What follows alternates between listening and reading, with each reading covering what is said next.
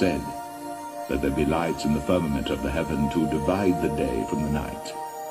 And let them be for signs, and for seasons, and for days and years. And let them be for lights in the firmament of the heaven, to give light upon the earth." And it was so.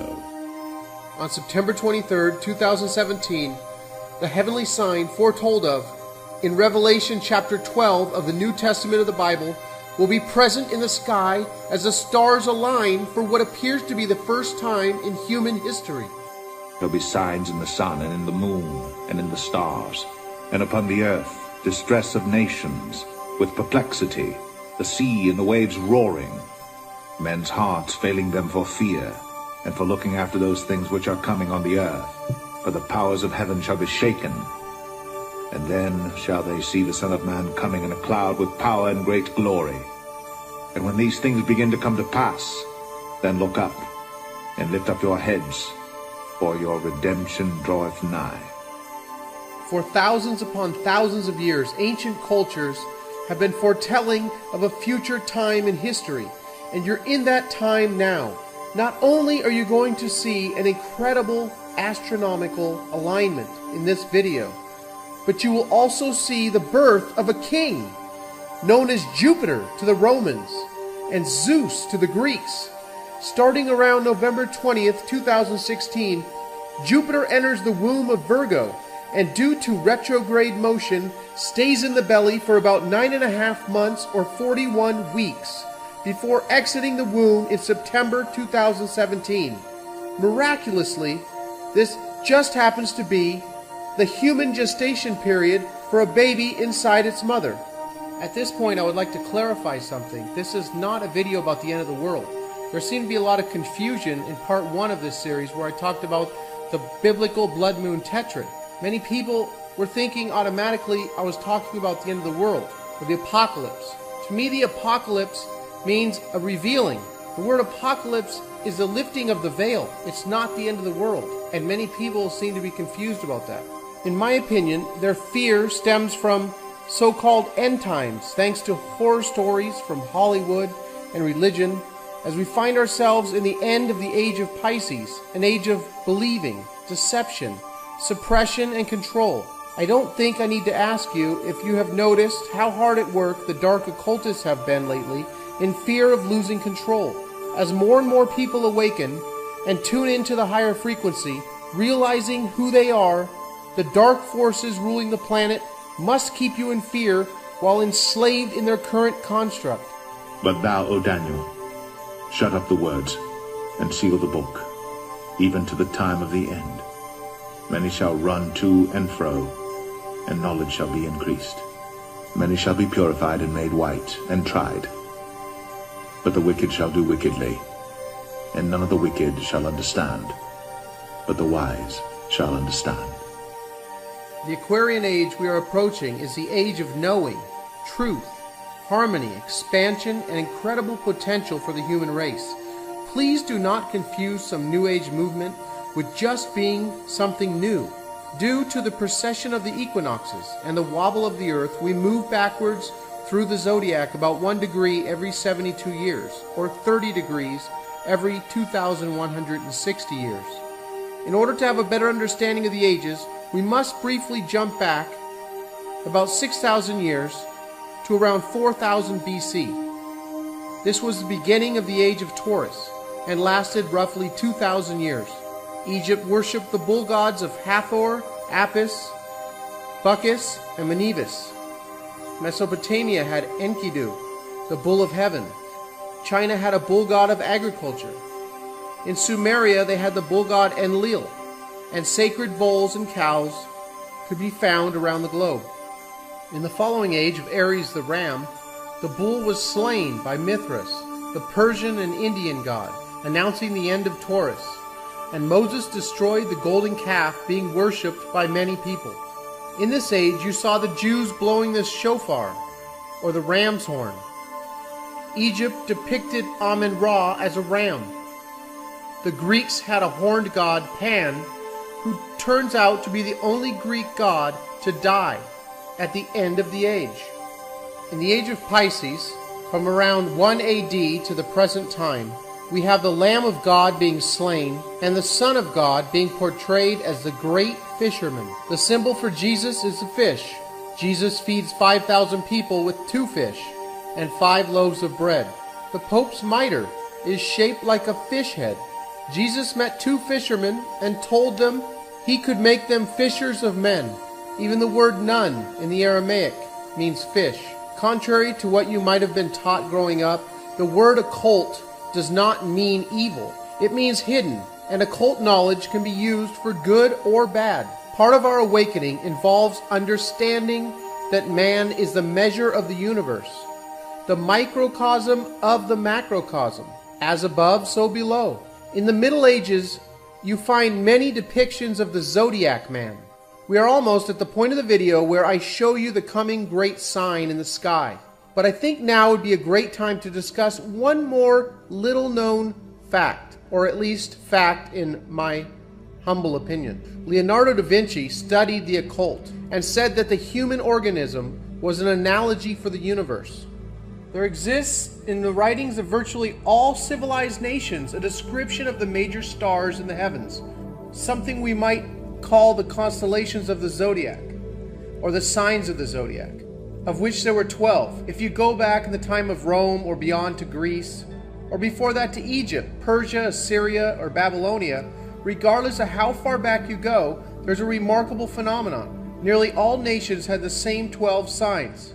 I would now like to show you what many believe is the true hidden message in the Last Supper. If you look from left to right, you will see groupings of 3 disciples. The first 3 representing spring, the next 3 representing summer, with Jesus depicting the sun, the following 3 disciples representing fall, and the final 3 representing winter. At the head of the table is the man with his hands on the table in the position of a ram, like he is about to ram something. Well, he happens to be Aries, the ram. And next to him is Taurus the bull, who has his arm wrapped around the neck of Gemini, the twins, showing you with his hands, the twin hands.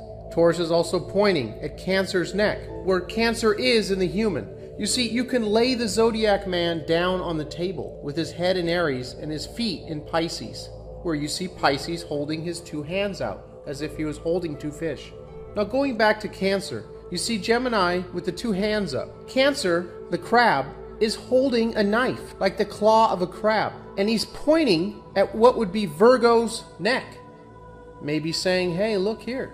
No Adam's apple. Next to Cancer is Leo with the arm on the table. The king of the zodiac, the Lion King, Leo the lion. Next you have Virgo. And then in the middle you have Jesus as the sun. Now you'll see that Jesus is here between Virgo and Libra. Jesus, here between Virgo and Libra, in the end of September, is providing the harvest of the wheat and the grapes or the wine on the table before he's crucified in Libra. You see the next sign next to Jesus being Libra, the scales of balance with the arms out as the scales, before he's crucified and goes down to the dead of winter to his death, where the sun is actually reborn on December 25th, but we won't get into that in this video. Next to Libra is Scorpio. You can see the finger being pointed upward, the stinger of the scorpion. The kiss of death, Judas having kissed Jesus, actually giving him the kiss of death. Scorpion bite looking like 2 lips. I never understood how Judas betrayed Jesus by kissing him. However, I believe that that is actually a kiss of death from the stinger. Now you see Libra as if it was Jesus being crucified, is between Scorpio and Sagittarius, which are known as the heavenly thieves. Jesus was crucified between 2 thieves. Between October 23rd and December 21st, there's a harvest almost everywhere of the year, somewhere except for these 2 months. And these are known as the heavenly thieves.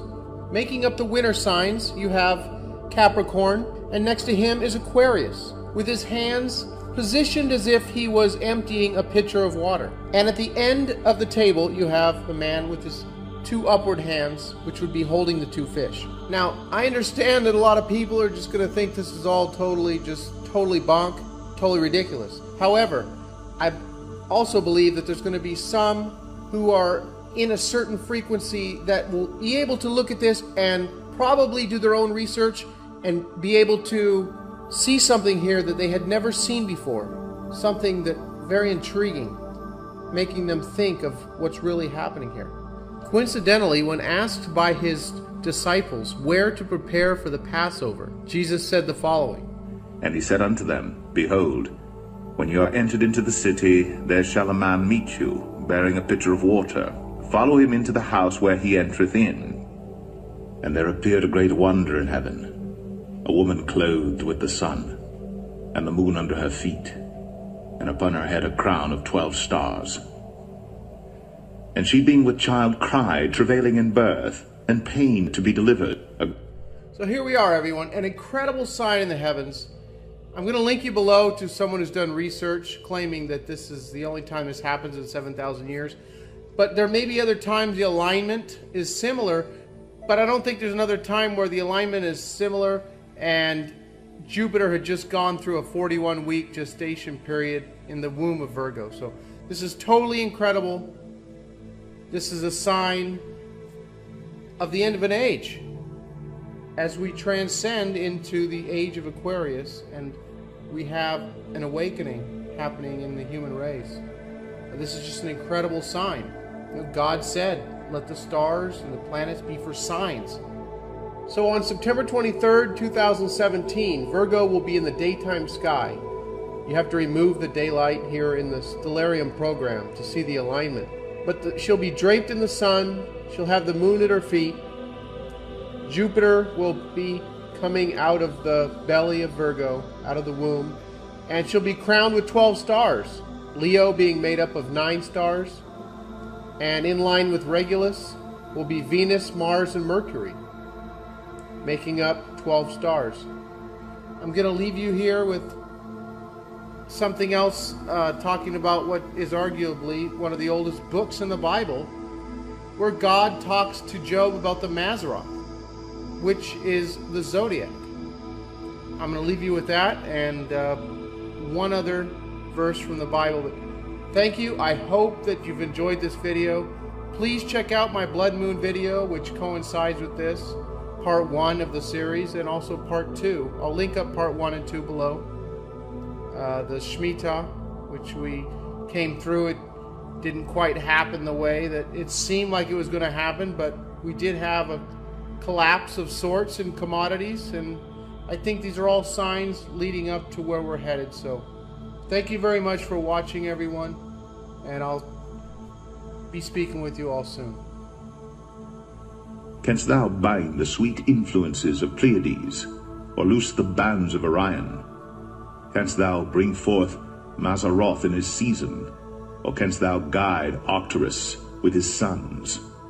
Knowest thou the ordinances of heaven? Canst thou set the dominion thereof in the earth? And it shall come to pass, in the last days, saith God, I will pour out of my spirit upon all flesh, and your sons and your daughters shall prophesy, and your young men shall see visions, and your old men shall dream dreams. And on my servants and on my handmaidens I will pour out in those days of my spirit, and they shall prophesy. And I will show wonders in heaven above, and signs in the earth beneath, blood and fire and vapor of smoke. The sun shall be turned into darkness, and the moon into blood, before that great and notable day of the Lord come. And it shall come to pass, that whosoever shall call on the name of the Lord shall be saved. For your redemption draweth nigh. For thousands upon thousands of years, ancient cultures have been foretelling of a future time in history, and you're in that time now. Not only are you going to see an incredible astronomical alignment in this video, but you will also see the birth of a king.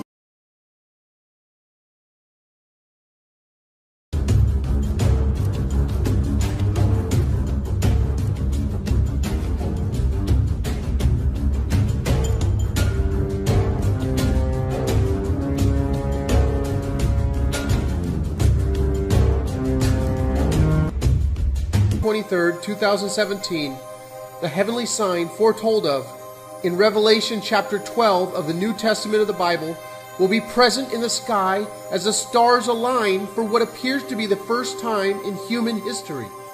there'll be signs in the sun and in the moon and in the stars, and upon the earth distress of nations, with perplexity, the sea and the waves roaring, men's hearts failing them for fear, and for looking after those things which are coming on the earth. For the powers of heaven shall be shaken. And then shall they see the Son of Man coming in a cloud with power and great glory.